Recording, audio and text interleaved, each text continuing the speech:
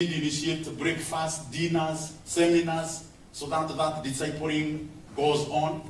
And we appreciate parish ministers through the sessions, through the leadership. Mmefanya hiyo kazi sana.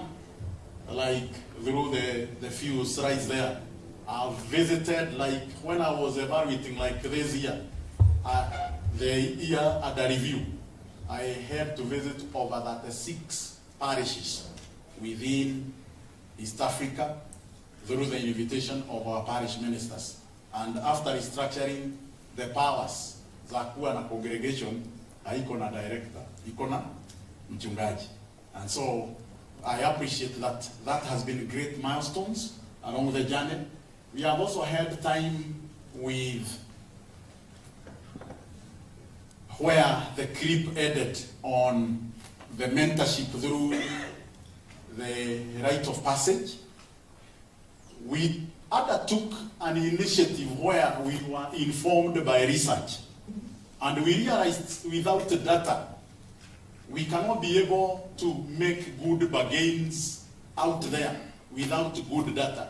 At times we ask for feedback when you have conducted your mentorship through the rite of passage for boys and alternative counseling for girls. And one of our milestones, which will take us far, is last year when we recruited champions online.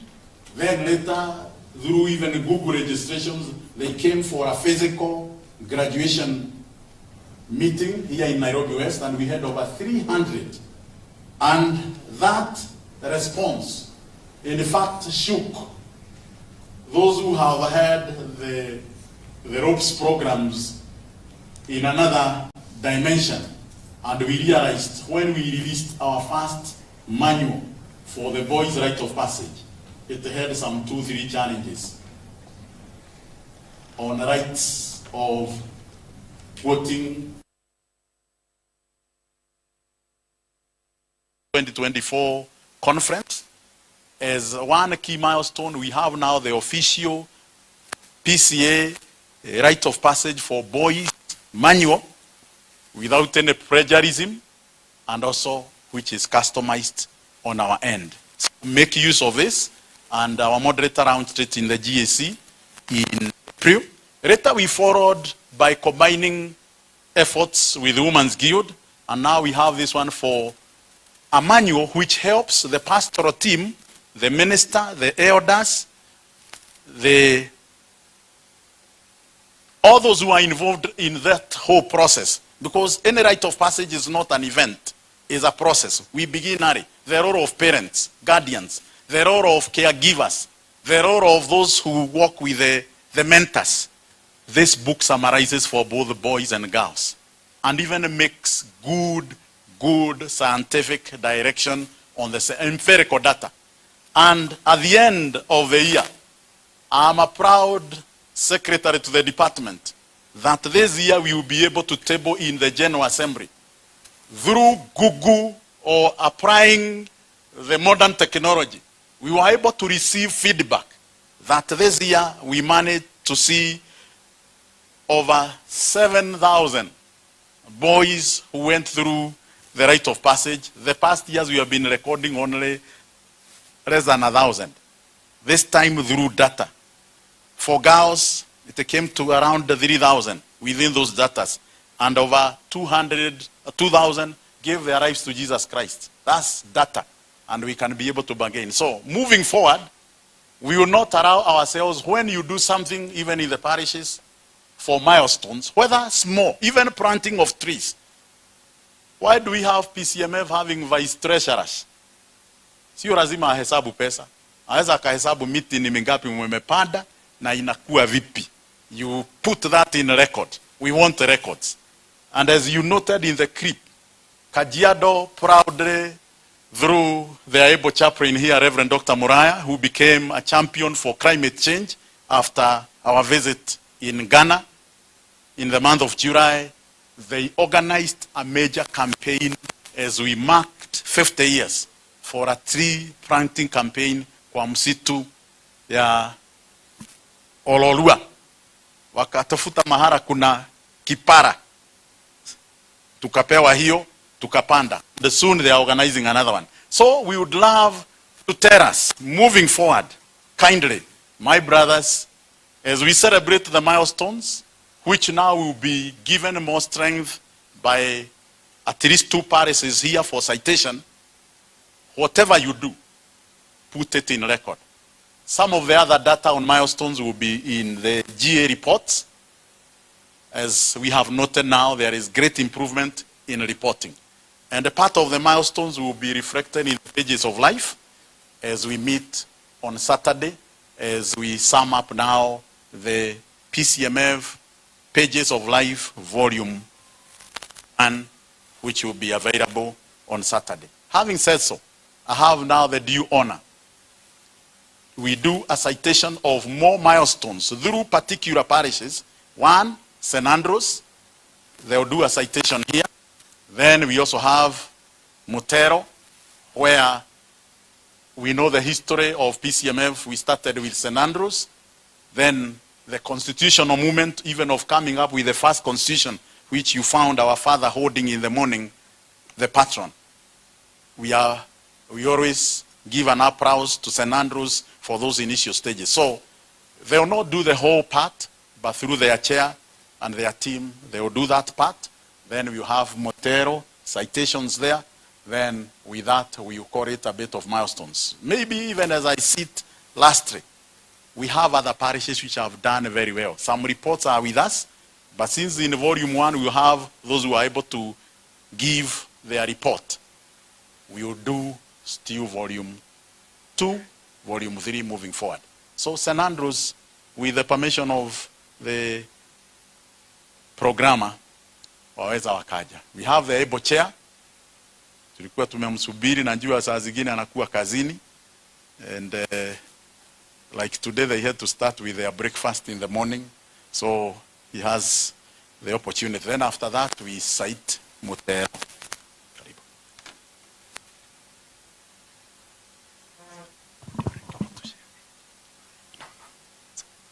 Praise God. This is a very beautiful crowd of men. Praise God. Good, good, good. I'm trying to locate St. Andrews, men who are around. Simameni tafadhali. Thank you. This is a team that is currently here.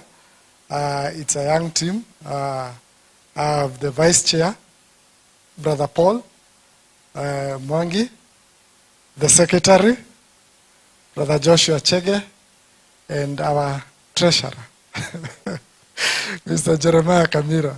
Miss Jimbona watu anachaguanga treasurer alafu hataki kutoa pesa. It's still something that I'm yet to discover. Thank you very much. You can have your seats. My name is Evanson Nganga.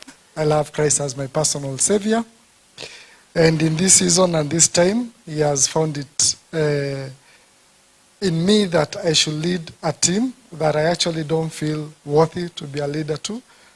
It's a great team of men at PCA St. Andrews Parish. And that team is an amazing team. They will challenge you. They'll keep you on toes. Na penye unakosea watakukumbusha hapa, unajua tulianza 1987. Na hiyo siku sijui ulikuwa wapi. They'll remind you so that you're able to get organized. And one of the things that we have endeavored as St. Andrews is we have a unique motto that we try to call out our men with. That is called to the service, called to the Lord's service.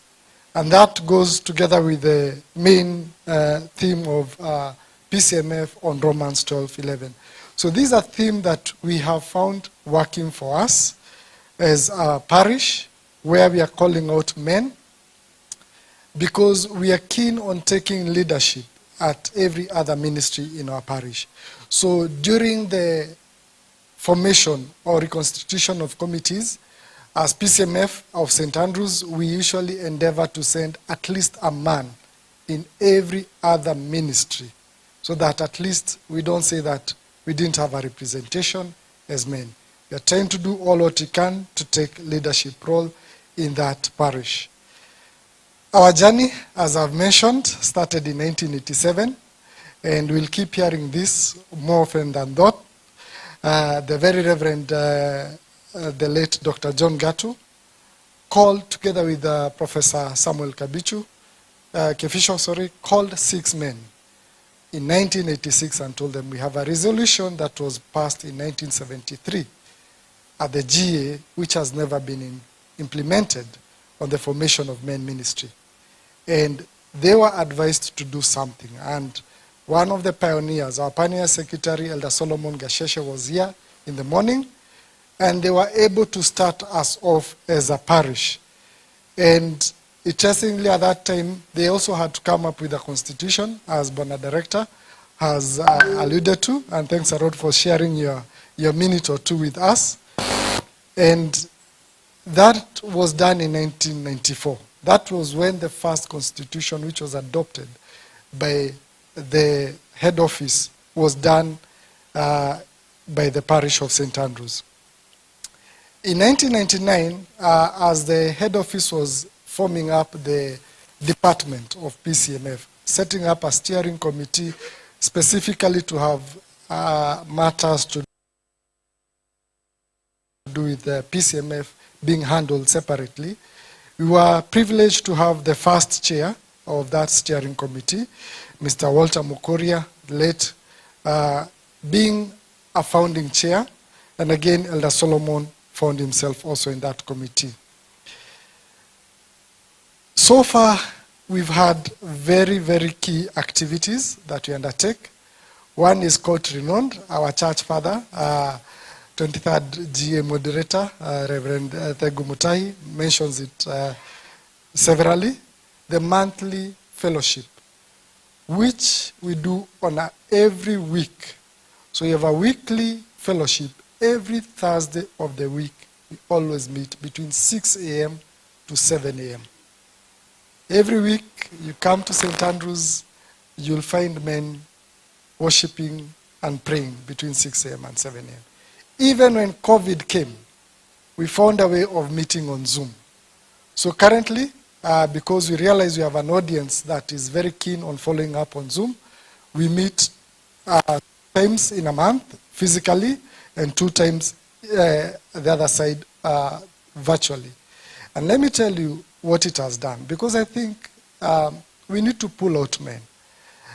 Men don't get opportunities to lead.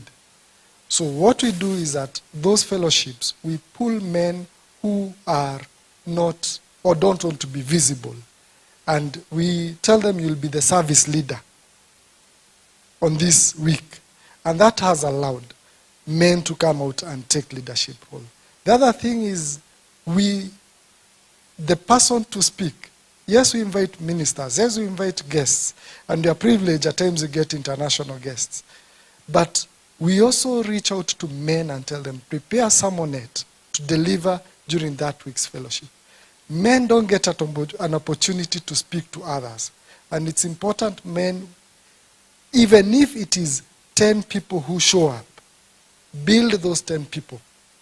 6 people are selected by the pioneer fathers of this church. And because of those men, you can literally say, we are gathered here. So start, however small, but please encourage men. You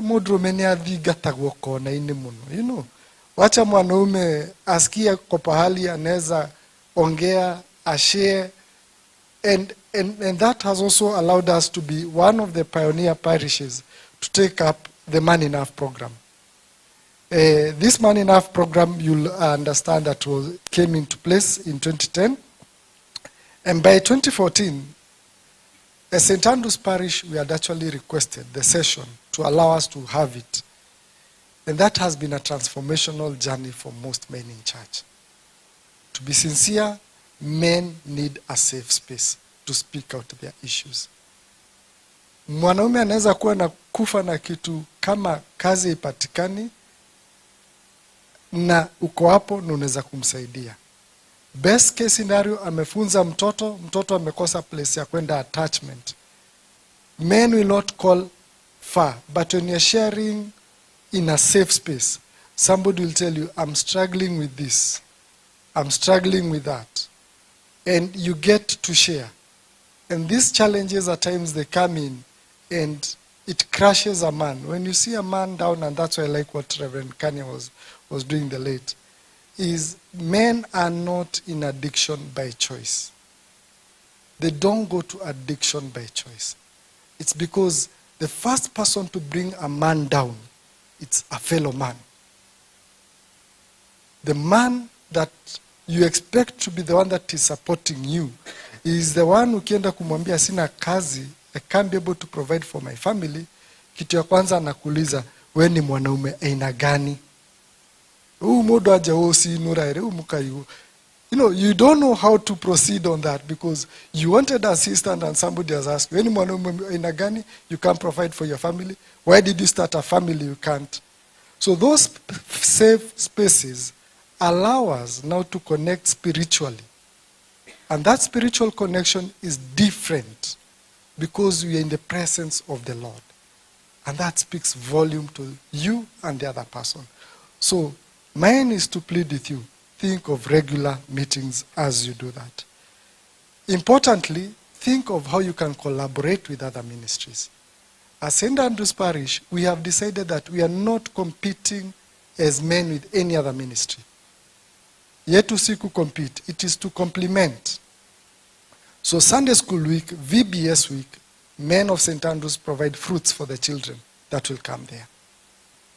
This Valentine, we were privileged to host a Valentine lunch for our senior citizens in church, together with Women's Guild. We hosted our parents who are over 70 years for a luncheon, and they were very, very happy for that. It will cost you, yes. But let me tell you one thing I know. That hand that releases also receives much. So think through.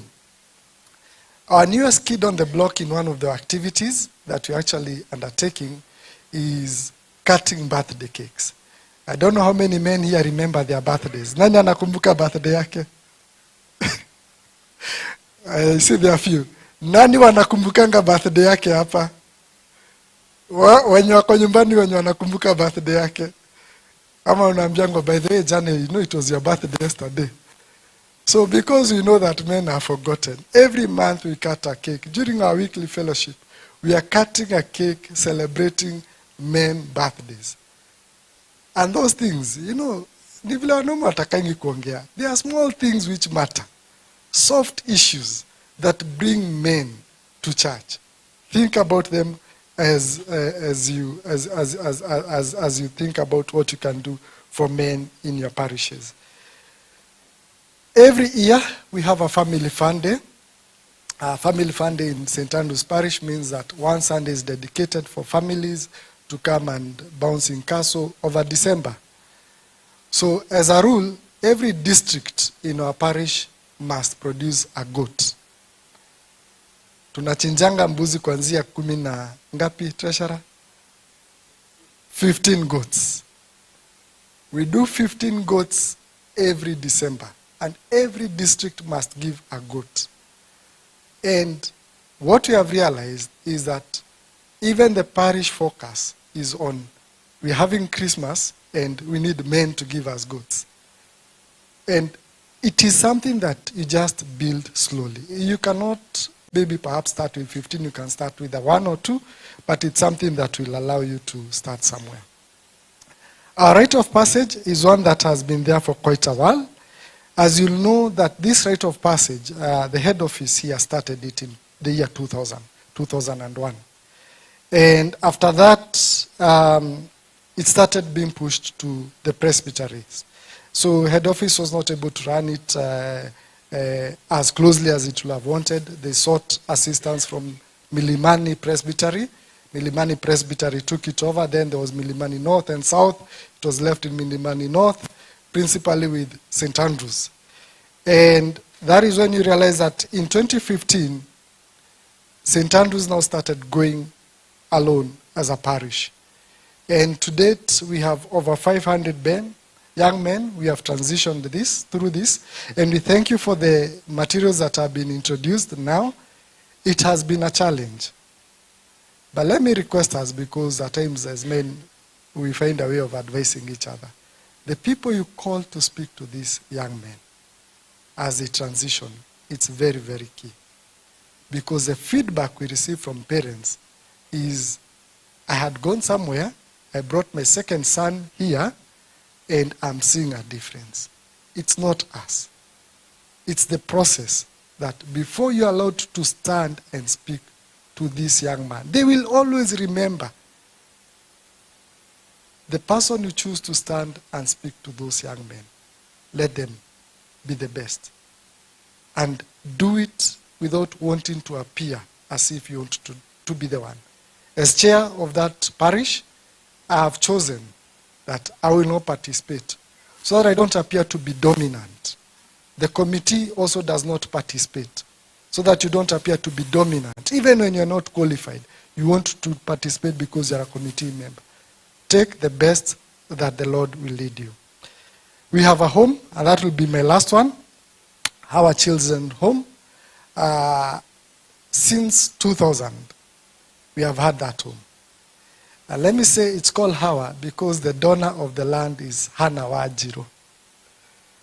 So it's very interesting that just recently I was sharing with one of our church ministers and elders, and he was reminding me because St. Andrews also runs Tumaini Children's Home, where we take care of HIV kids, male and female. It is run by Women's Guild. Again, a prime land that was donated along Ruiru was donated by a woman. So I think as men we also need to start leaving our mark. Unatafuta perhaps mwanaume alifariki, alafu mwanamke alipokuwa anataka kuondoka akasema wacha iende kwa kanisa. So I wish it was the man who had left it to the church, because the credit is now going to the woman, yet it is ni mwanaume alikuwa ametafuta. Lakini sasa tunakumbuka Hana Wajiro as the one who gave us a place where we could start a home for street boys. We are in the CBD, and there's a serious need that was identified. And we have been there since 2000. We have taken care of these boys right from age 5. They come through us. We've seen people who've left and come back. Last year, one boy is a grown man now, came back and gifted us. He's called Patrick. Some people need to able to mpigia makofi hata kama hayuko. Let him acknowledge. Let's acknowledge. We've struggled with electricity cost in that home. This guy went through the home, got a job, and convinced the employer we need to do something for that home. And came with the employer and gave us a solar panel so that our borehole stops using electricity. Si tuseme amen. Kama ni kitambo ningesikia tukutenderesa. Wada siariro endelea tukutenderesa. Yesu. Already get it kana hagi. Yes, but that is the impact that that person does. Another one donated a greenhouse where we farm. Because also at our, we have a big land of around 10 acres. We farm. Somebody came and set for us greenhouses. Another person who was there. Another young man came back as a teacher because we also have a primary school there. He came back as a teacher. And gentlemen, you're talking about people who had been left out there in the streets, condemned kuvuta bangi, kuvuta gum, and to do other drugs. There is much we can do for men.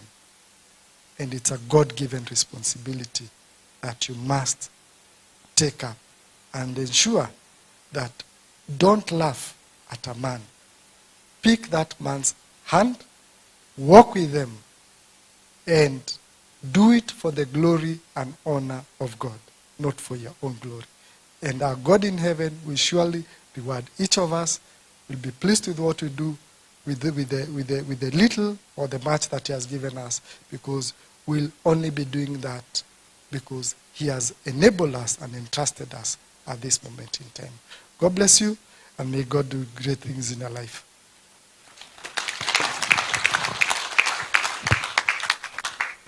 Thank you, Chairman. We know what he has tried to capture. It will be in the pages.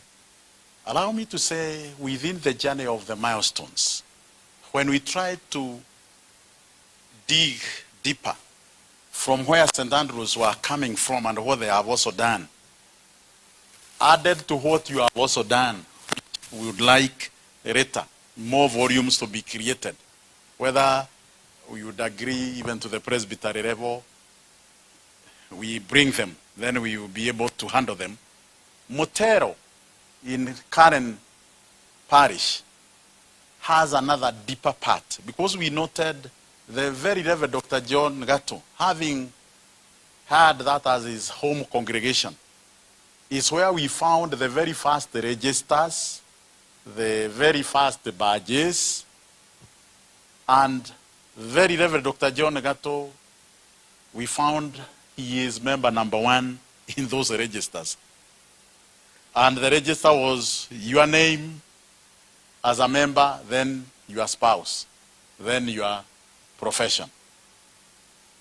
Second number is very Reverend Dr. George E. Wajau is number 2. Then we moved down, and it was exciting going through those records. And so within the milestones, we gave Motero an opportunity. And I will have Motero, they will be able to learn through here, not everything, so that the representative can come over. And this is where we also got the youngest PCMF in the history, who is also an elder. He has also shared his story, which will also be captured. Milestones. Also make milestones where you are, record them. So you just highlight in few words. Good afternoon. My name is Chris Karumba. I'm the current chair of PCMF Motero. I'm about 4 months old. And I'm very privileged to stand here and talk about PCMF Motero. Let me tell you, it's exciting when I hear the numbers. But when you hear those numbers and you remember how these men started, the evidence is in that compound.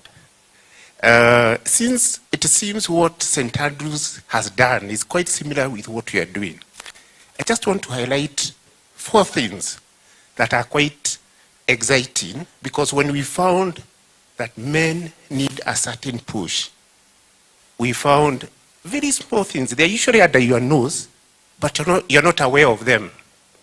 One of the things that PSR noted is that every time men are the ones who sponsor tea after service, it comes from the PCMF kit.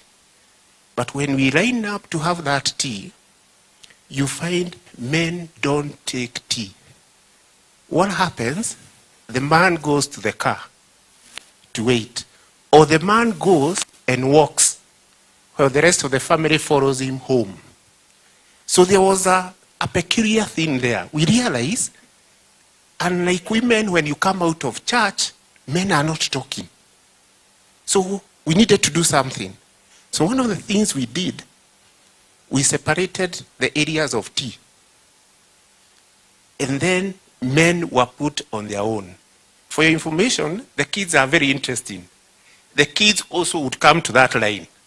So we also separated the kids, because what happens to the children when you see wamekuja, unarudi nyuma. See, when you are the father. We realized we needed to push that point for men. Let me tell you, it has worked wonders. In fact, in our monthly meetings, there is something we have coined called Mugedo. It means there is a time to talk about what is happening. Because what happens to us men, even today lunchtime, when you met, what happens? What is the story that is on top right now? Do you know what the story that is on top last week and this week? The dollar. The dollar. So we have a section called the Mugedo Corner. Every time we meet, Let me tell you that section has attracted very many men. And you find our morning breakfast meeting, we always have a topic. Last week's topic on Saturday was how to use your mobile phone. Do you know whether you're being hacked or you're not being hacked? We had to stop that session from moving on. That has really improved. About the rites of passage, something else that has really worked for us, we decided we are not going to invite anyone else to come and do our work. From the doctor, from the trainers, we are the ones who do it. And then we decided every cohort, we are going to assign 2 men to take this cohort for the years until they get married. Like I'm in charge of the 2019 cohort. It's called the Integrity Group. Now, what has happened, every other holiday, we invite every cohort. But remember, the other interesting thing that has happened is that when we meet as men to have tea, we have attracted these young people to talk to us. I am told by men later, they were asked a question by my sons. So what we have done, we have successfully pulled what we used to call traditional extended family. You remember the uncles and the cousins?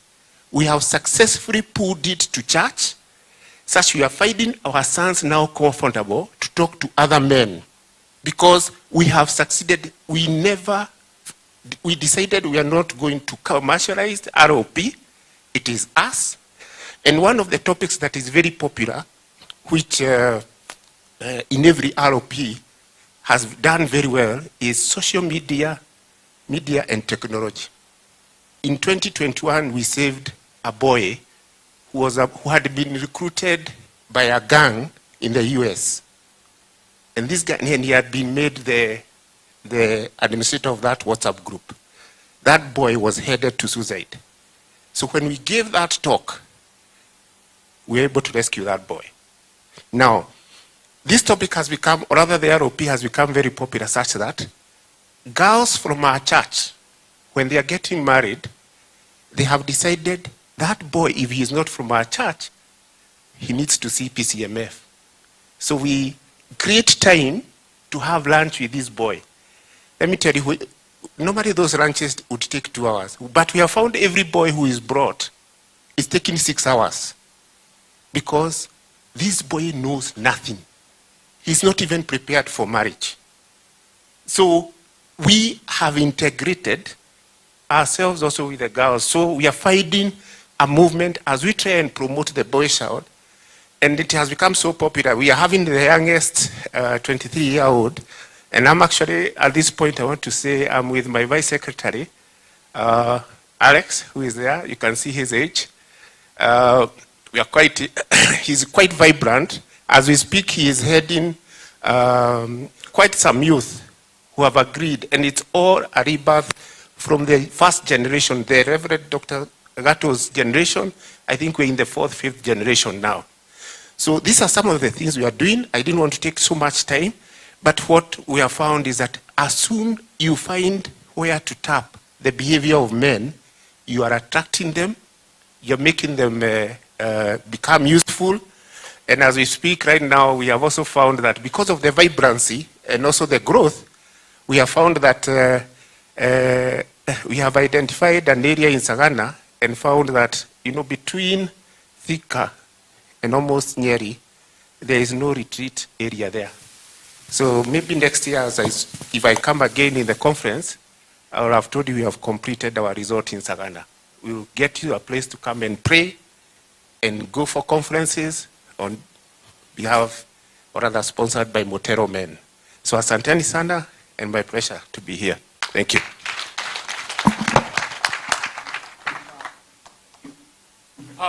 Powerful, the milestones, and their Hebron. They have identified their Hebron, the more land to conquer. They are going out for that retreat center, which is a very, very good thing, championed by PCMF. Situwapigie makofi. Na tuwaombee dua jema, Mungu awe nao wakati wanafanya kazi hiyo, kwa sababu that will be now something that will be celebrated at 100 years or 75 years, because we'll be saying this is what we did at 50 and this is what we planned to do.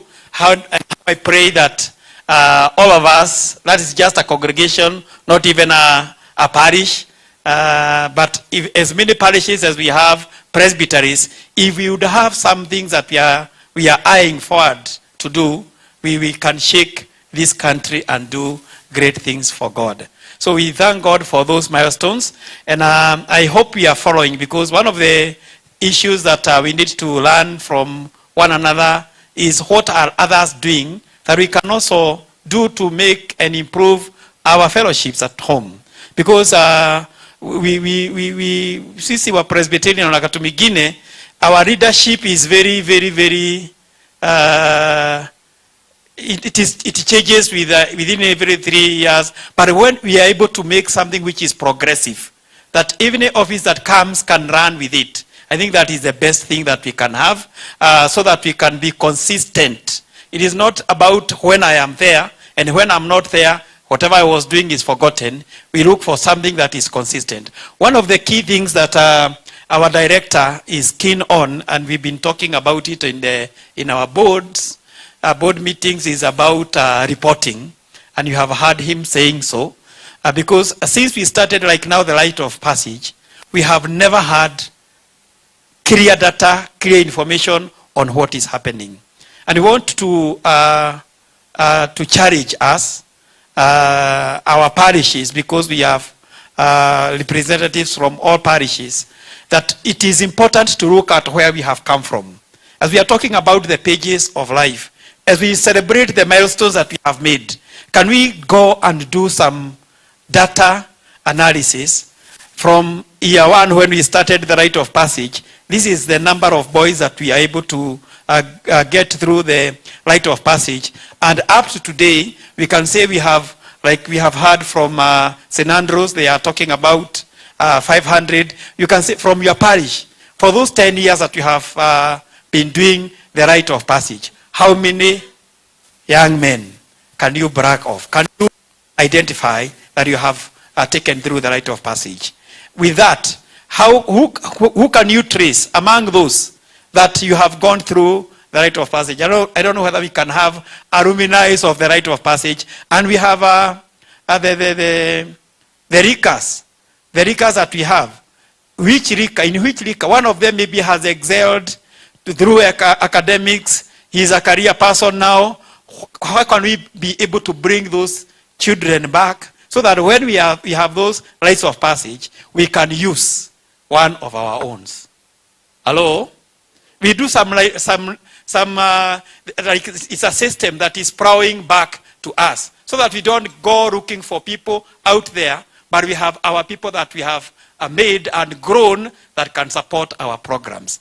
We are asking that we keep on beefing up our data, and I know the director has a questionnaire that can help us pick those data and make the information flow from congregation to parish, to the presbytery, to the department, and at the end of the day we have a whole list of what we are doing. We want to thank God for those milestones, and we pray that God is going to continue helping us as we capture them, as we interact, even as we sit down and talk amongst ourselves. Let us challenge one another on how we can do this ministry of PCMF better and improve as we look ahead to the mountains that we need to conquer.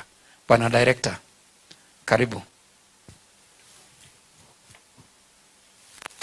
I think, Chair, from the milestones and from the comments now you are making, any gathering without any good resolve, and we can draw a resolution from there, and raising some of 2-3 comments from the floor since we started. Now let's change. We will not speak from here. We would like the mics to be around. Why PCMF team, wale ambao wako pande hiyo, tuwe na mic mbili. We hear from you. I know you engage this plenary, and tomorrow you engage another plenary when the speaker on mentorship will speak, so that we see where we take the YPCMF moving forward.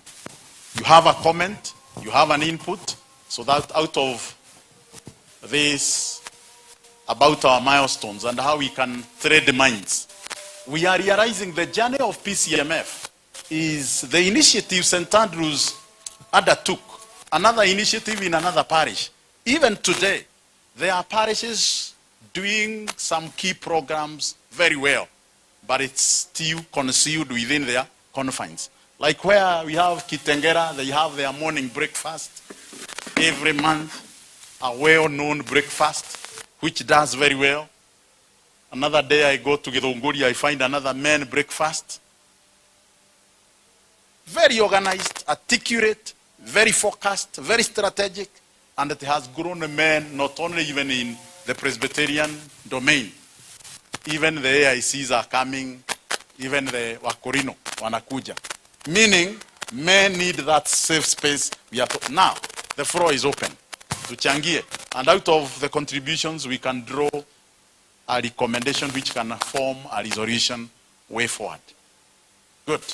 The floor is open. Yes, one. Let me see by the show of hand. One. Another person, two, three, four. One, two, three, four. And five. Those are good. To the point. Begin one. You umeanza number 4.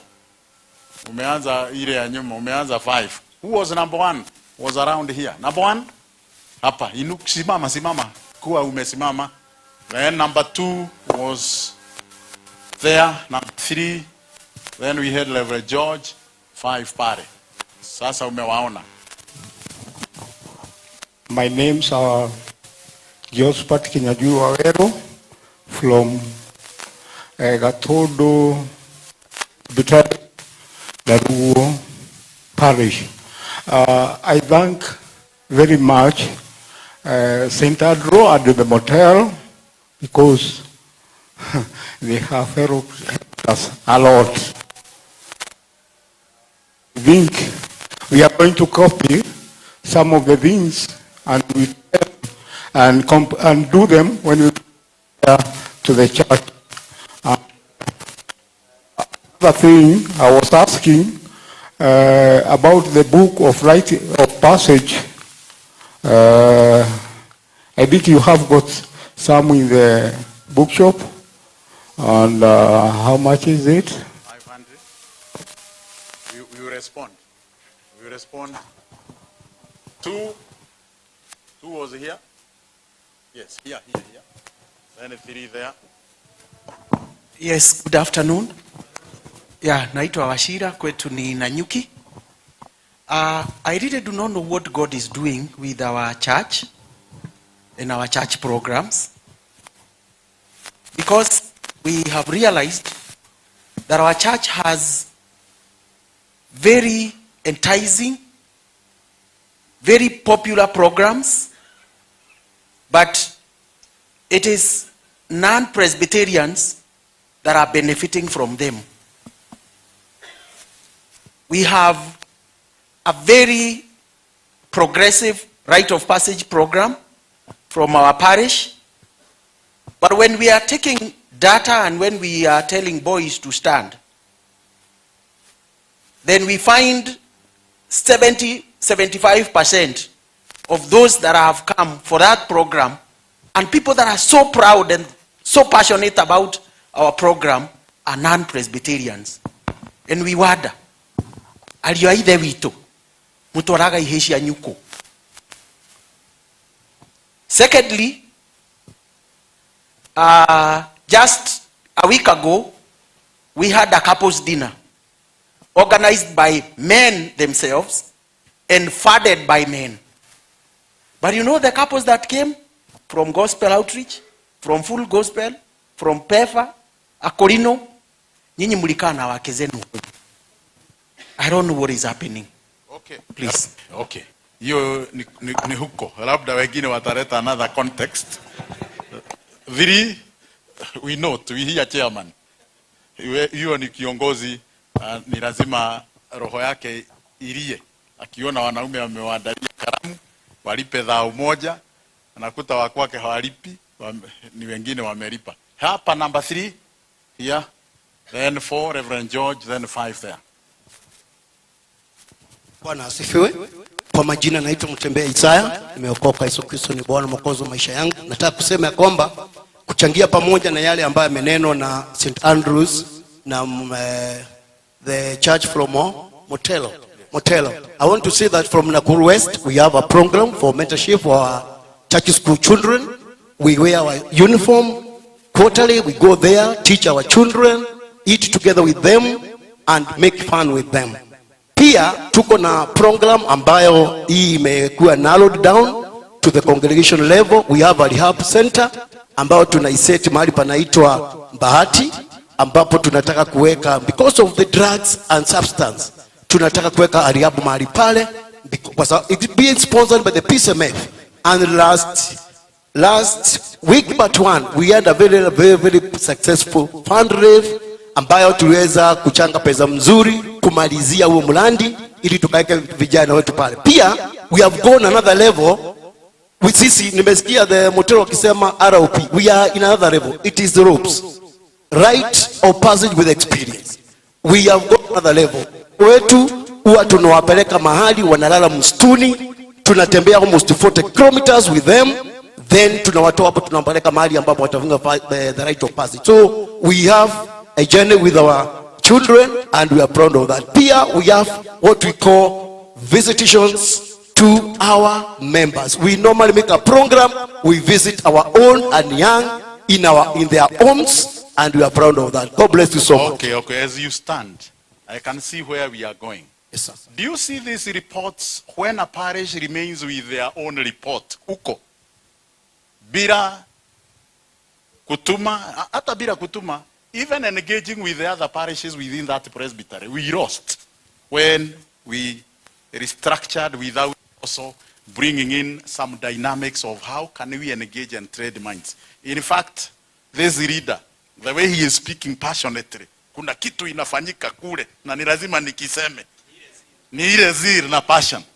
And I can find men tuko nayo, and since we are in the constitutional movement, we would love, moving forward, if the whole issue about how from parish we engage, we interact. Currently, Presbytery number 1 has started.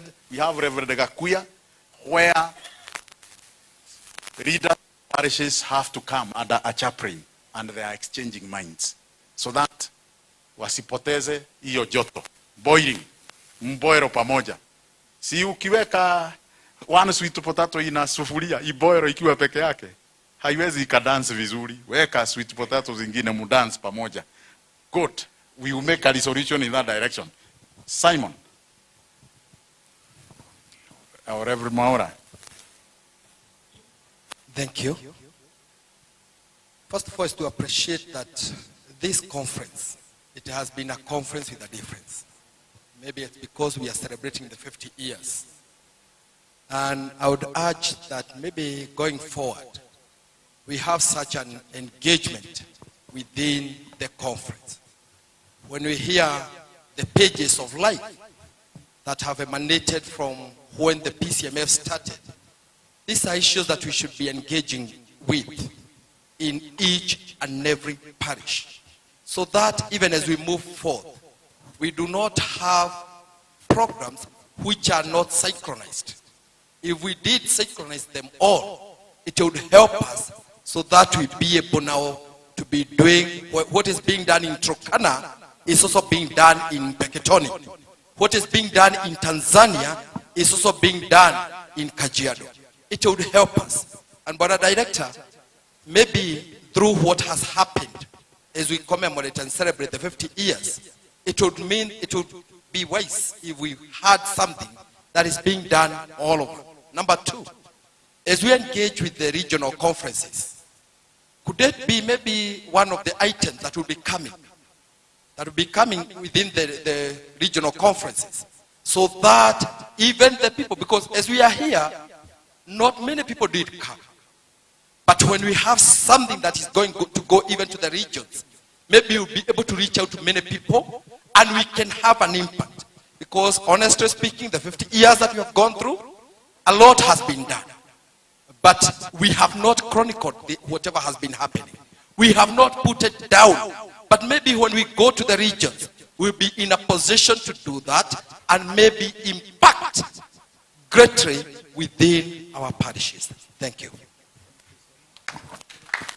Thank you, Reverend George. Maybe I don't love rusing something which can give us a resolution. In fact, from where he has spoken and now, Reverend George, you have spoken, it's like already a resolution is being drawn.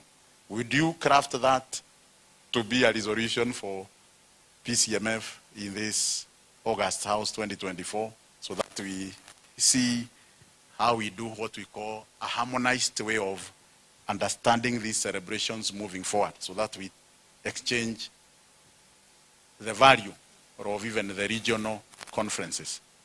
Good. Number, we are very specific. Vile tulienda ndio tunaenda. Then we can come back. Yes, we are coming back. Thank you. Good afternoon, men. My name's James.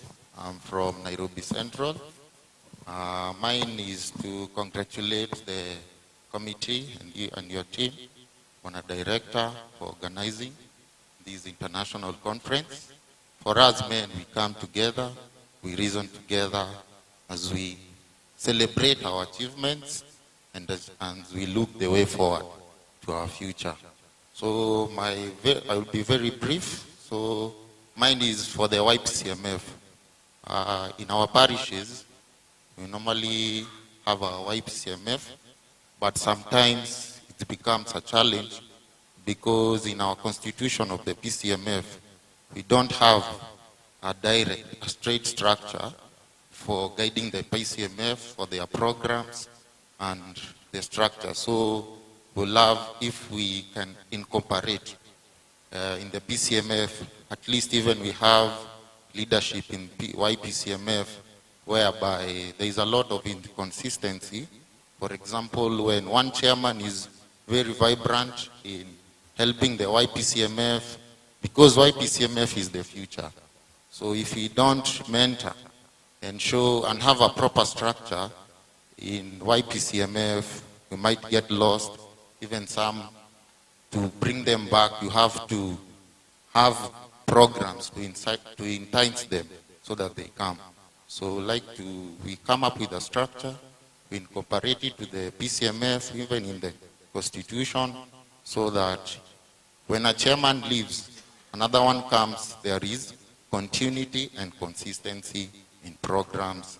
Yeah, so, and then lastly, chairman, on a director, we are very grateful because normally every annual you have in indoor conference. So it's a high time. Maybe with the office you organize at least, we have a main conference cup, maybe in sports evangelism, maybe one day Nairobi Central with Mount Kenya, we are competing for a football competition because some of us, we don't know each other and we are from the same presbytery. So if we can get an outdoor activity, we'll appreciate very well. Thank you. Wow, thank you, thank you. May I make a promise? Tomorrow, since YPCMF will have a slot, already they have made a proposal of the working document. So tomorrow immediately they table, we own it. Then we say it will be the first draft to help us also widen what is in the Constitution, because they worked on it with how some of the parishes have championed that, so that we customize for all of us, mkienda mashinani. The other one, the indoors, now moving to a bit of outdoors. When we did the 50 years reta, we gave leeway that even through the permission of the presbytery and also the parishes, you can have inter-exchanges. And we noted Nairobi East by then, before it was subdivided to be now the Nairobi East and the Nairobi South. Then upper side, which is Nairobi South, parishes were able to engage. And I was involved in one of the sports exchanges of PCMF with their YPCMF joining Kariobangi South Unity Church in SOS grounds. And it became historical for me. For that day, I tore one of my ligaments, which has taken a number of months to heal. And it was great that they had even a trophy for the day. And out of that, they have grown the YPCMF greatly. So, it is doable. Don't fear. Provided you respect the structures, the pastoral, the session itself, the presbytery, some parishes are able to engage in their levels. Even choirs, like Vika Town, you find them engaging with K South. There is a lot happening silently. But now we would like to formalize, because some are still in the fear of, if we do this, are we still within the Presbyterian structure or not? We initiate, but now we will stand guided. So we can also craft a resolution on that direction going that way. We give our brother as the last one before we get now. Nilijua as we go on, mutaanza kuinua mkono, and I will not intimidate you. It is your chance now. So that's number 6. Then number 7. Everybody is ready. Hiyo ingine tutaenda tukinywa chai, nitawaonyesha vile tutaifanya. Tuende kazi. Thank you, Mr. Thank you for this opportunity. And my name is David Munga. I'm from PCA Nyari Parish. I am the chair, and I have come with my vice chair, Mr. Murithi. Yes, Mr. Murithi is here. And this is my first time to be in this gathering. And I'm so happy for attending, because I've never been into this. I'm also very new in the office, in the leadership of men. We are the people who are elected last elections to be the leaders of men.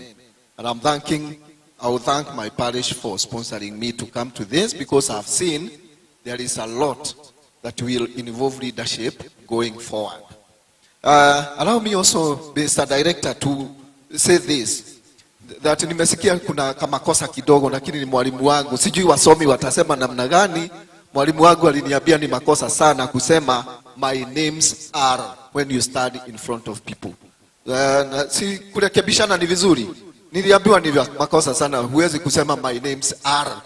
Na nikawa hata kuna wakati niligogwa vibaya kwa kusahau na kusema hivyo.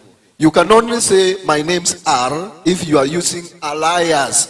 My name is David Munga, alias jina ingine hapo. So ni makosa, watu husikia vibaya ukisema my names are, including myself. Huko Nyari is not an old parish. This is a new parish, but the one way of we are doing mobilization with, it's good to share. Na tumekudua ya kwamba we are also attracting young men into that. It's through hikes and trips. Kupanda milima, kutembea milima na kutembea hapa nchini. Na young people really like to travel. And for example, hiking Gong Hills, we have done that. Kilimambogo, tumeenda. On 10th of this month, we were at Logonot. And we were many, 40 of us. Kilimambogo, we were 30 something. Is it true, Mr. Murithi? And Kilimambogo, we were 41. So we see that it is gaining popularity, and men really like to travel. Na tukienda huko chini ya mlima, tunakula mbuzi.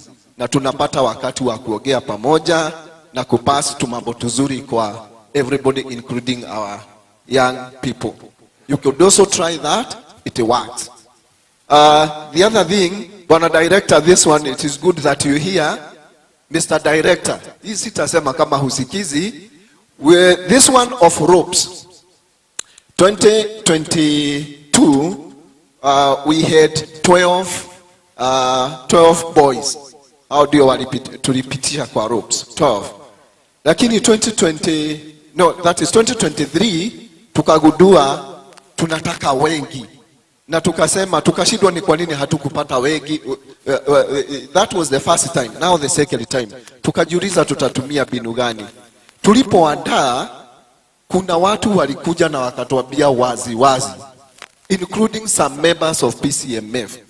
wakatuambia sisi tutapeleka vijana wetu kule, watakatwa vile tunataka, hawatakatwa vile mnataka. Na wakasema wazi ya kwamba sisi tunataka wetu wakatwe kienyeji, traditional. Mtuambie kama kuna traditional ama hakuna. Na sisi tukasema tutafugua. Tulipofugua tukasema ya kwamba kuna wale wanataka kienyeji hapa. Tukashangaa. Wale wengine hawajui, hata wajui kienyeji ni nini, wakawa huko hata wanaulizia. Na tukapata times 2 of the number that was in the previous year.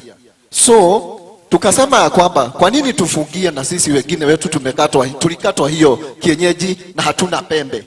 Kwa hiyo tukasema twende kazi na wote tukakata pamoja. Kuna wale wanajua how to take care of kienyeji na kizungu, na daktari wa kukata kienyeji ndiye tu alikuwa anakata Kiingereza. Alisema I am open to everything.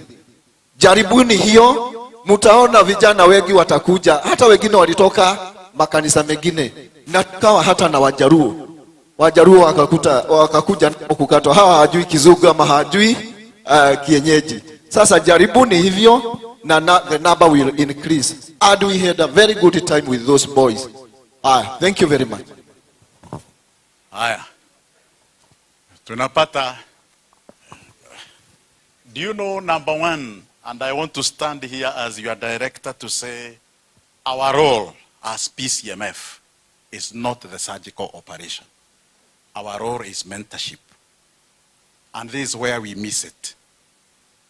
I know that Dr. Muraya did a whole research on cultural issues, but if from scientific research, it was proven that whenever you undertake any rite of passage as an event, not as a process, the end product is not good.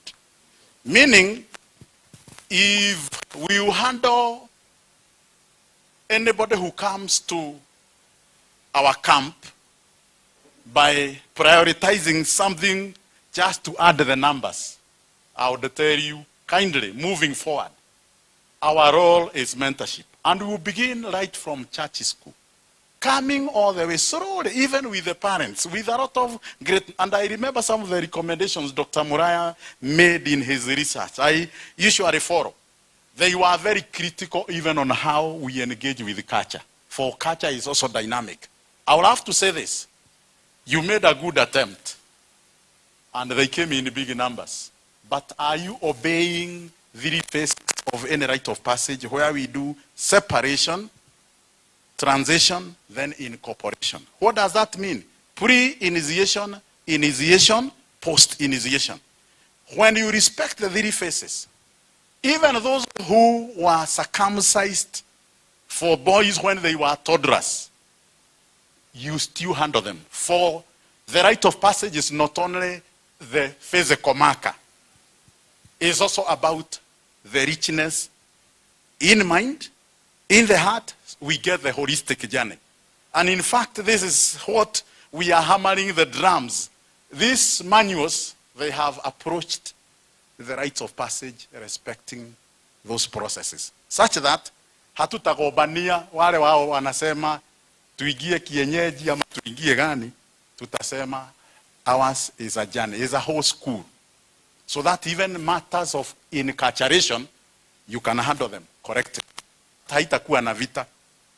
Do you know, let me not say this, for I engaged with another community.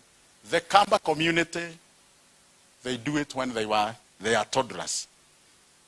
Waondoke hii vita tunapigana hapa juu, because it's like we are fighting for the physical circumcision. So moving forward, I would say thank you that you have brought in that, but I would engage and say, from the words of the late Reverend Kanya, before he left, he told us, men, let's not be circumcisers, let's be mentors.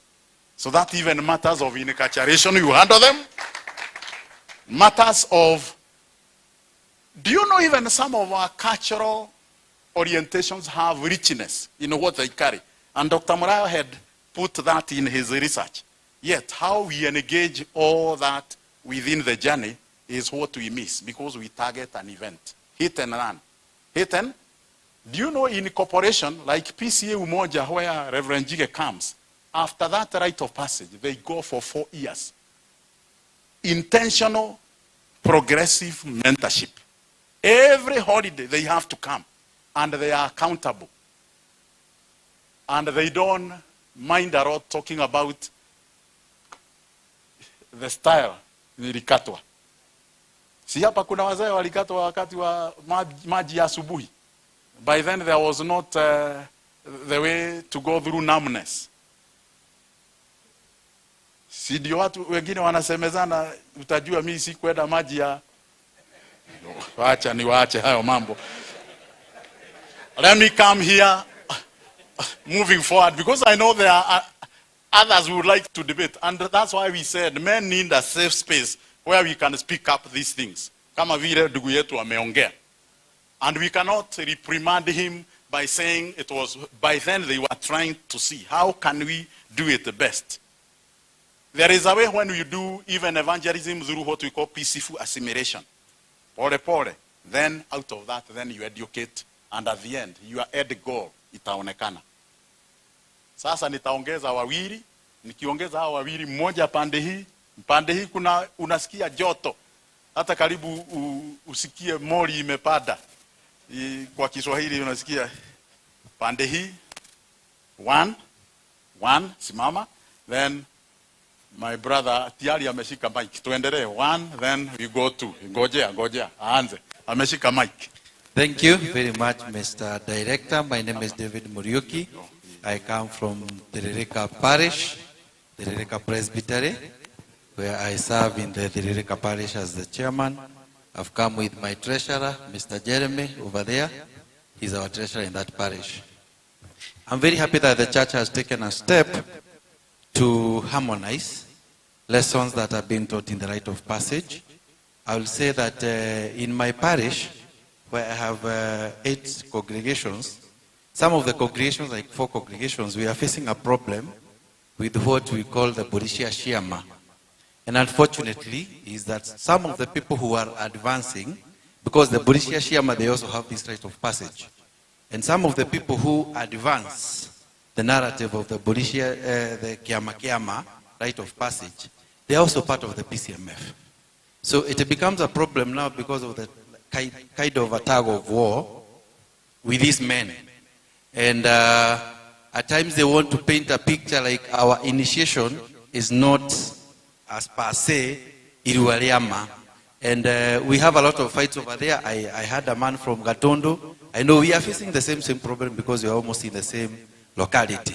But it is good that now the church has taken the initiative to develop that manual so that we harmonize what we are teaching our boys. We also have that follow-up program in our parish. We normally follow up. We don't only let boys. Every Rika that is declared, we normally have some men to follow up. And also every holiday, at least once every year, we normally have a follow-up seminar for all the boys who have gone initiation through us. And again, unfortunately, we normally say, if something is not recorded, for me, I'm a lawyer, if anything is not recorded, you cannot it does not take preeminence over that what is recorded. I heard you mention there is a young PCMF who is declared the youngest at 23. I want to say that then, by dint that I joined PCMF at 19 years, I might be the youngest PCMF. Thank you. Okay. Now from a legal point, we will deal with that. We are getting the very fast history, the youngest by then, and those years, then tutaangalia the latest youngest. So we have dynamism of checking, but thank you, my brother. After tea, tuanze kusemezana. In fact, moving forward, we would like to engage key professionals. In fact, my brother, I know he is ready to speak. We had some hours another day in mentorship, having how the background can help us, even to anchor our sons and daughters. I'm going to be very brief. Sasa mchukue muda mfupi sana. Very brief. Usirete yote. Very brief. We are not, I will not talk about that. Just a minute. Yes, we are not giving now the. Do you know what is happening now? Kila mtu akisimama analeta ripoti ya kwao, halafu anaendelea. But we were doing what we are saying, case citing, tuone kuna mambo. So, to the point, then we give my brother Malizie. I return the mic to... Thank you, Director. Praise God. Ni kurukwa amerukwa, nilikuwa hata amesimama. namba 7. Nilikuwa namba 7. Video nilirukwa. Haya, sawa. James Mudoga is my name, and I come from the New Nairobi East, Ruai South. Nashukuru Mungu sana kwa sababu my secretary in my region is here. Nataka kuongea Hosea 4:6. Just mention that what we are lacking as PCMF is the knowledge. When you stood here, Director, you asked us, you introduced us, watu wa scholar, watu wale wanalala. People don't even know their region. And yet when you were in Mombasa, you did a very good job. You told us Mount Kenya region, Eastern region, Central region ambao ni Kiambu, ukatuambia Nairobi region, ilikuwa imeenda mpaka Pwani, ukatuelezea mzuri sana. Kwa hivyo when you stood here and you are introducing us, you introduced day at sasa unajua the knowledge is the creation story. Thank you. Hosea 4:6. Okay. So what we are lacking is the knowledge that we are lacking. And I don't know the UK, as they said, man is number 4. I don't know why they said man is number 4 after the dog. So you remember what our brother said here? Kwa hivyo mimi nataka kusema, what I want to say is, men, we are all doing this. Just as Mutero mentioned, as St. Andrew, we all have in our parishes all this. And as one gentleman mentioned, ni vitu ambazo tuko nazo at our fingertip. Na ni mzuri tuwe na knowledge, just as Hosea 4:6 says. If we don't have the knowledge, we are going to perish, we as men. That's why you see the woman guild wako bari sana. Sitaki kutaja wako bari wapi, lakini nataka kusema hata sisi tutafaa kuwa bari. Wakati tuna celebrate 50 years, hawa wana celebrate 100 years. Isn't it? Hata kama new example too, Director tapatiana. So I want to say I appreciate that Reverend Mudoye is here, who is the secretary in our region. Reverend Mudongo is the chairman.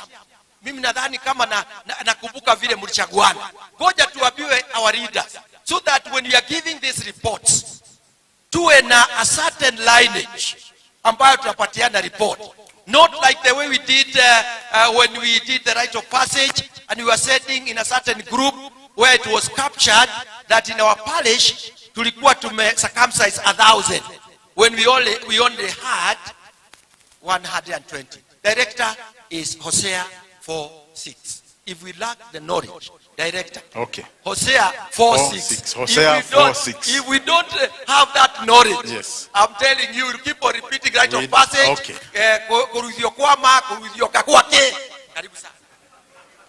Okay. Now, I know we are going the direction of when we get to the safe space, we handle it that way. Kila mwanaume anaongea. Then at the end, tunafika mahara, then we have to harmonize and come where.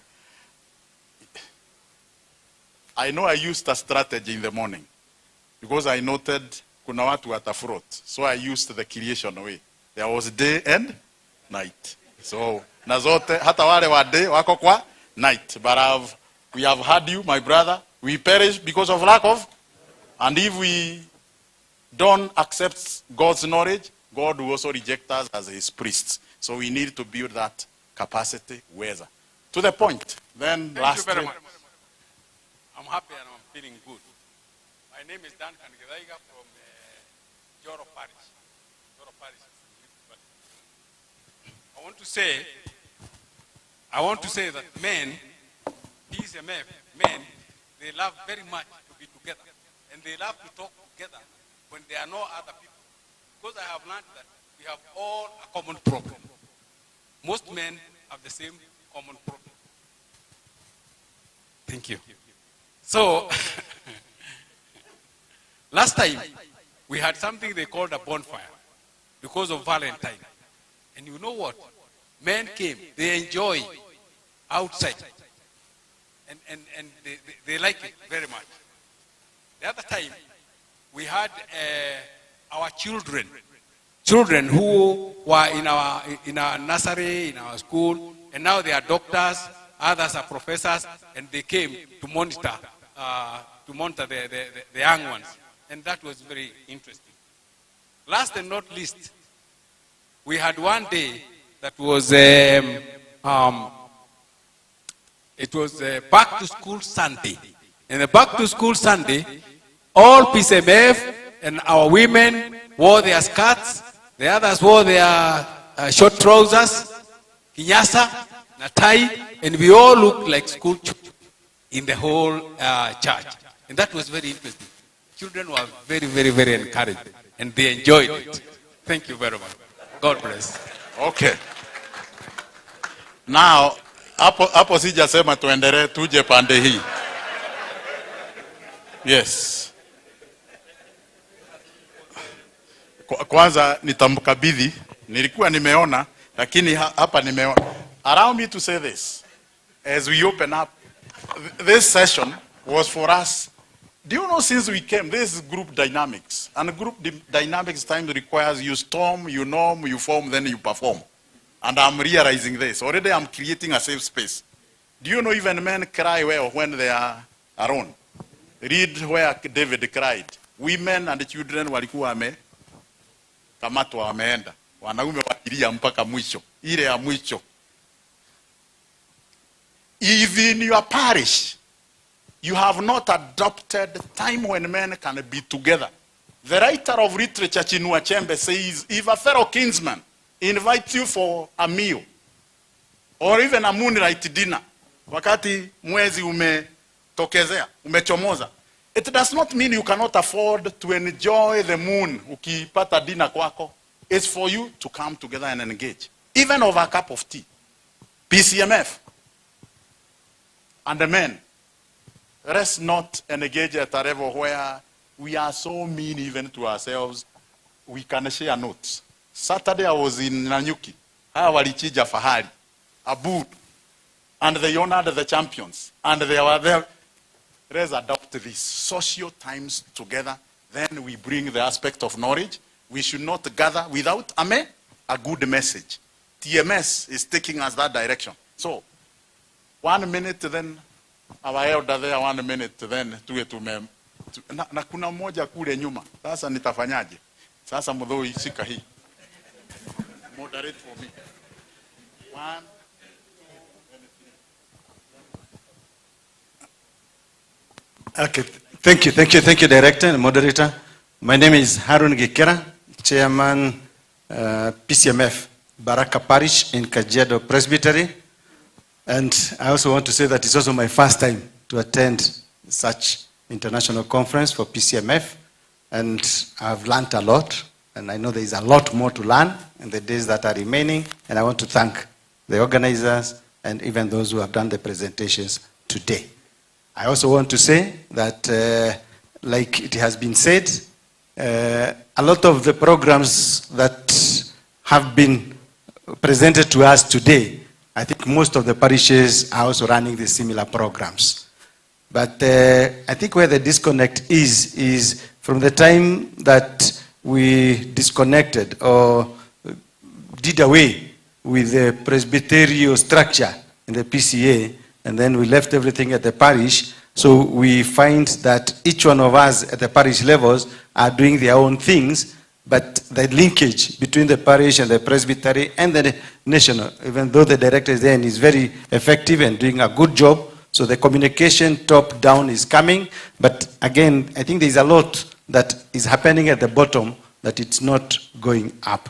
So I heard you said there is Githongori, the presbytery, they called all the leaders together and they had a session. I also want to say, even for Kajiado Presbytery, recently, I want to say that we also had a session where all the group leaders of all the parishes came together and shared and had a very fantastic. And I think from that session, it came clearly that the people want to have the presbyterial structure returned back. And I think even for this, what we are saying, the director, if we can have champions, as, because these lamentations and we need to find solutions on the way forward.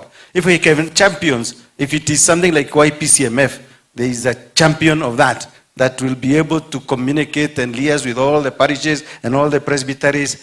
If it is the rite of passage, again, we have getting the best practices from the parishes that are doing very well and being able to collate that and sharing with the rest and getting input from the others so we can have a process. Because the same that has been said, even in our own presbytery, even in our parish, I have had the same concerns that you'll find that a lot of the boys that are going for the rite of passage are actually not from our church, they are from other churches around. But we want where are ours going? There is also an issue where we don't have our youth doing weddings in our churches. Where have the youth gone? I think it's something, those are the things that we need to address as men, and we need to find solution. But I think the champions can do a great job. Re-establishing the structures of the presbytery can also be a positive way forward to go. Thank you. Thank you very much. Thank you. We hear from him. He has been raising his hand frantically, and then we are going to finish from that other side. We still have some more time to engage, but let's hear from him first. Thank you so much. And be brief. Yes. Gai wobire mundurume muhiano wakwa kugoshage imuiga mugunda edeni. Bwana asifiwe. How many have ever heard that song?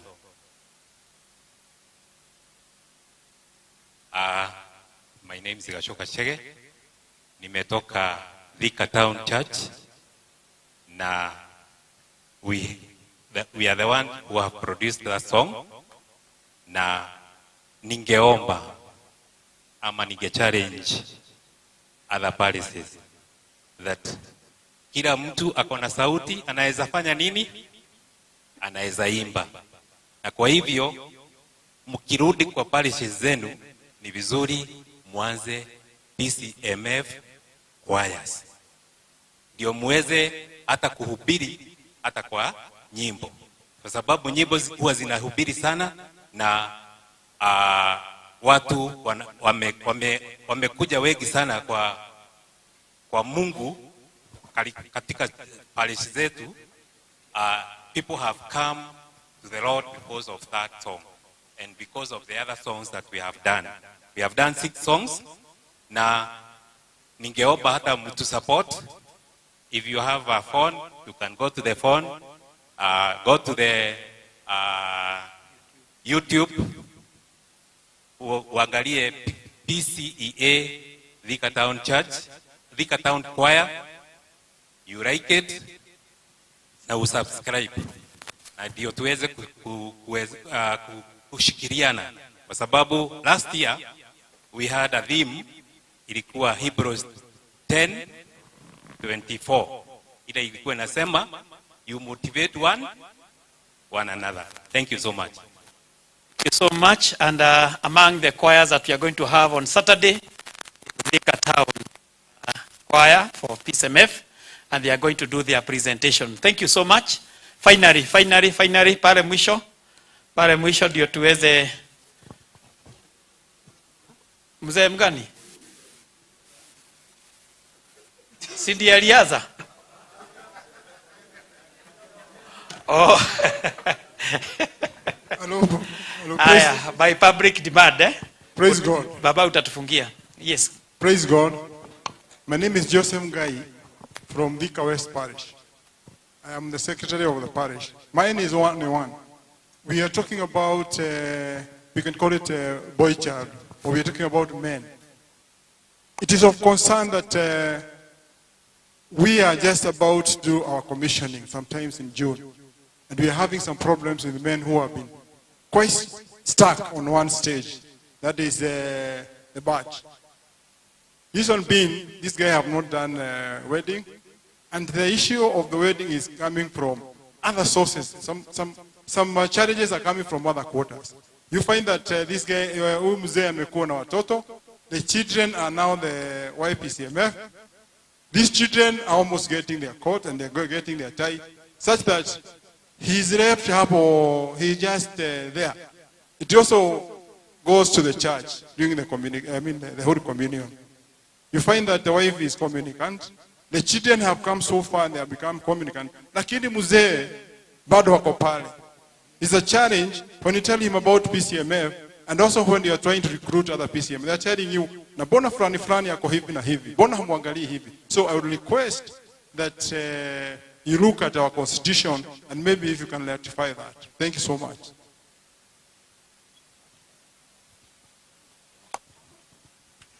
Makofi kwake. Then wa mwisho hapa. Wewe hapa. Mzee simama uonekane.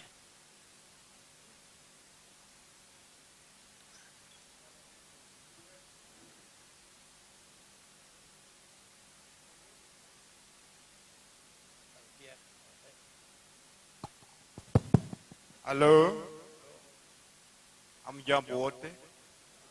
My name is Michael from Elbagon Parish, Elbagon Presbytery,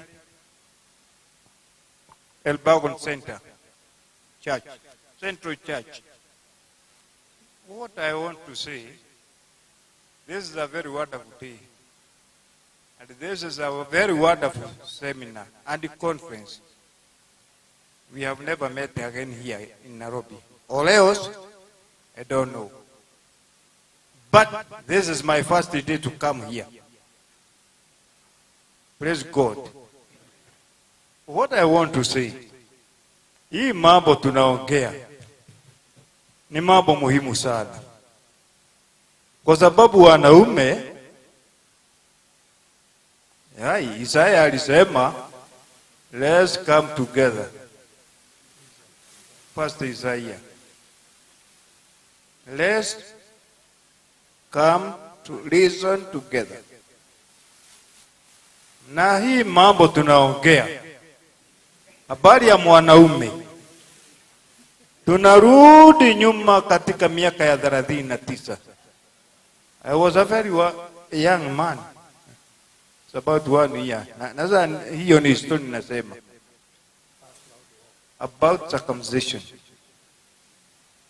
Hii mambo muangalia kabisa, wanaume tuko nyuma, lakini tunatakiwa tuende mbele. Ukiangalia laini ya wanaume hata kanisani, wanaume very few. Where are they? Wanaume tupo. Na tutajua tuende tujitafute na tuanze manyumbani kwetu. Ukiangalia wengi hawajaoa. Ni kweli? Na mnataka PCMF na hatujafuta wale wengine. Wacha tujitafute sisi wenyewe. Tujue pale tumepotezea njia. Bwana Yesu asifiwe. Amen. Amen. A clap for mzee. Tujitafute sisi wenyewe, tujue pahali tumepotea so that we are able to bring over the others as we go for some mountains to conquer. Allow me to stop at there mambo ya comments, and I thank God kwa sababu ya very thrilling comments and questions that have come up. The issue of men and the constitution and wedding and kukwama kwa badge. We have this is something that is constitutional by our practice and procedure, but there are ways that we are negotiating for men to see that they have wamepata hiyo kitu. And recently, as in the mood of celebration of the 50 years in my parish, we organized some jubilee weddings where we asked men to register. The parish is going to take care of everything apart from dowry.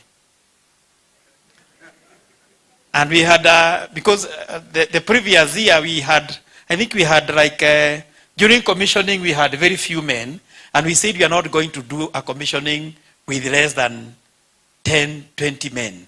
And we understood that the problem is that men have been stuck the way you have said. So we can still look for other ways, as we wait for this constitutional thing to be looked into, and it is being looked into, it might tarry, it might take longer, but there is still something that we can do at our own levels to see that we bring on men, and especially those who are being, wale ambao wanachelewa, tunaona wanachelewa, vijana wao wamekuja sana, tukae nao chini, tuwaongereshe, na sisi kama kanisa tufanye kitu, tuwasaidie, tuwasukume mbele. Si ni sawa sawa?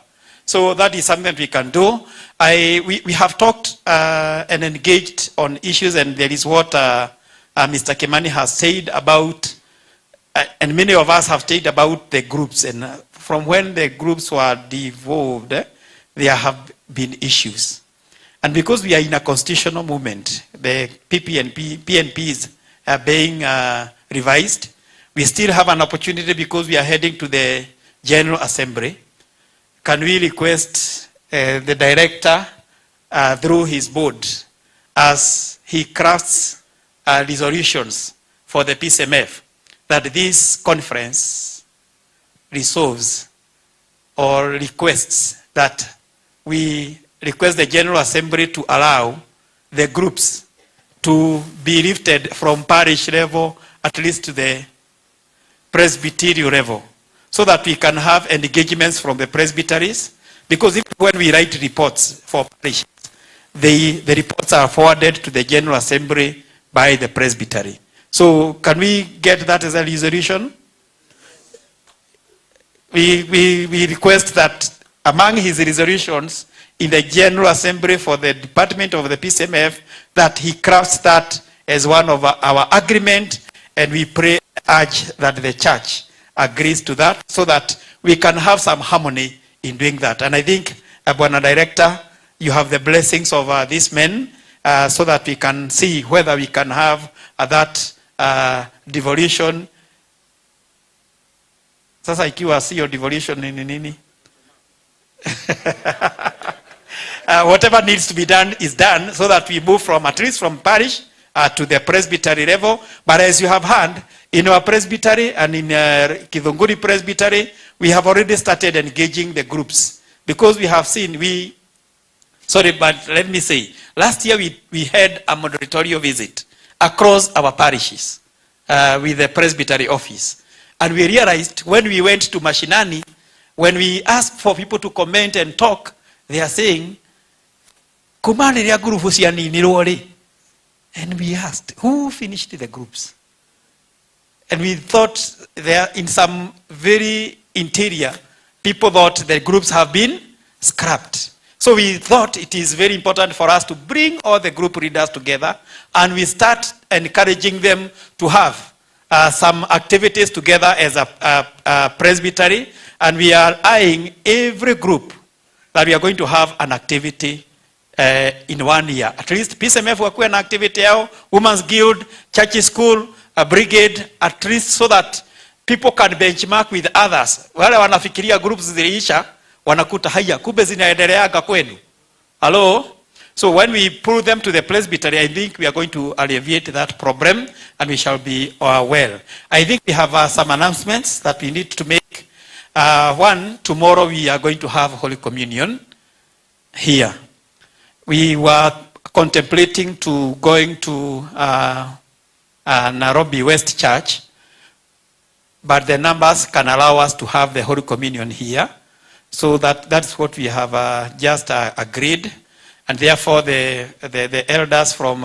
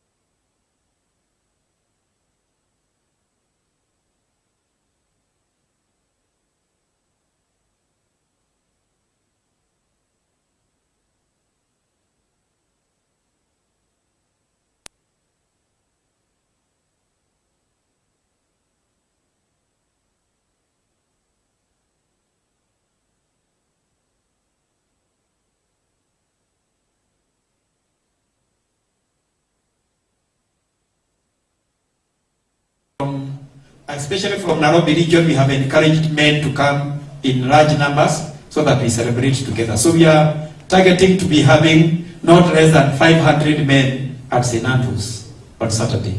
That is 1,000, actually 1,000 men at St. Andrews.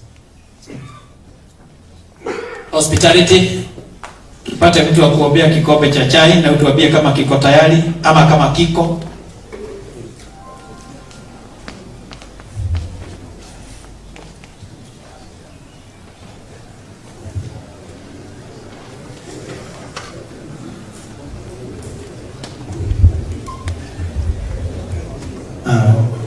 Good evening. We are going to have our tea as we move out, but now we have only 2 stations, so we allow our chaplains to interact with us. Sio kweli? Bwana asifiwe, sio kweli? So chaplains, bear with us. We interact with our colleague PCMF members as we take a cup of tea. Then, if there is any one of you who takes special diet, kindly register with Elder Mungatia Pai. Kindly. Usiwe labda you are together with us and you are straying in one way or the other. So, I'd wish Elder Muturi kindly pray for a cup of tea. Na tunakunywa wote, then the day scholars will be free to travel back to their destination, and the borders you can mingle and walk around the sceneries of this great hotel. Elder Muturi.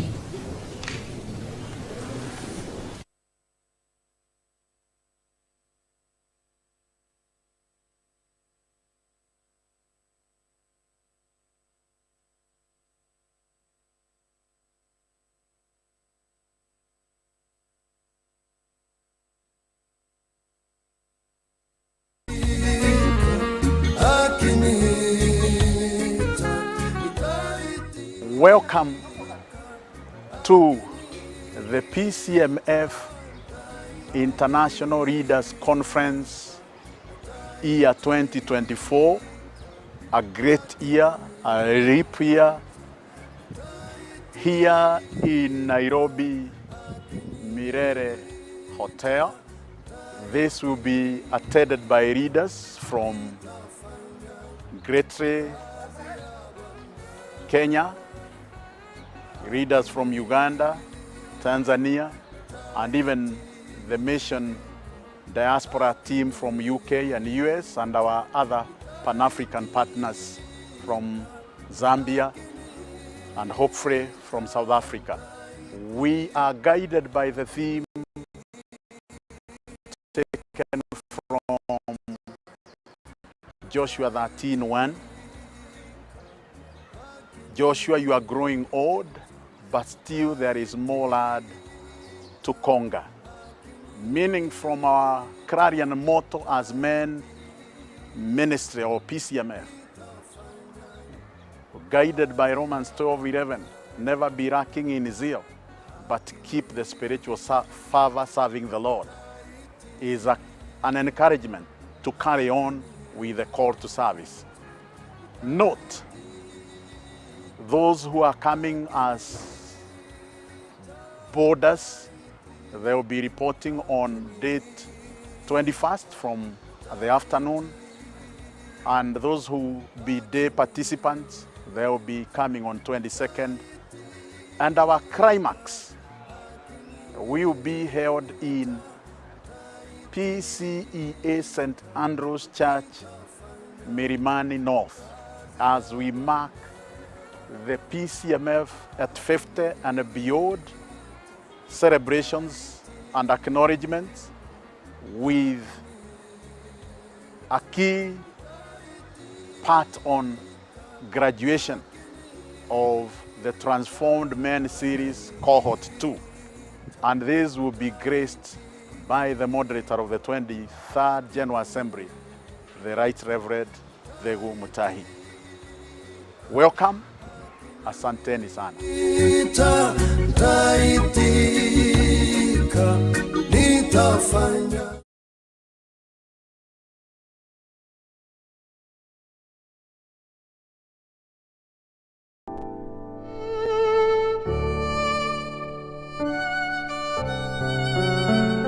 Kupoteza mpendo wako ni jambo zito, kwa hivyo unahitaji mwandani wa kutembea nawe. Kwa kiwango cha shilingi 10,000 tu, runinga ya CAK ya kuhakikishia matangazo ya tanzia yaliyoboreshwa. Ofa hii inasheheni video ya dakika 2 na sekunde 30 itakaonakili tangazo la kifo, mipango ya mazishi, halikadhalika ujumbe maalum wa kumwomboleza mpendo wako. Yote haya ndani ya video moja. Video hii itaandaliwa kwa lugha ya Kiingereza na Kiswahili na kupeperushwa kupitia runinga ya CAK ili kukupa hakikisho la kuwafikia watu wengi. Muhimu zaidi ni kwamba familia mwenda zake itapokea video zote 2 kupitia mtandao wa WhatsApp ili kuwawezesha kuwasambazia jamaa na marafiki wa matabaka mbalimbali, wakiwemo wale walio uhaibuni. Ili kutenga nafasi ya tangazo au mawasiliano zaidi, zungumza nasi kupitia nambari za simu 0111220044 au 0110090647. Asante kwa kuichagua runinga ya CAK kuwa mwandani wako wa matangazo ya tanzia. Tupo hapa kutembea nawe katika safari ya kumkumbuka na kumwenzi mpendo wako aliyetangulia mbele za haki.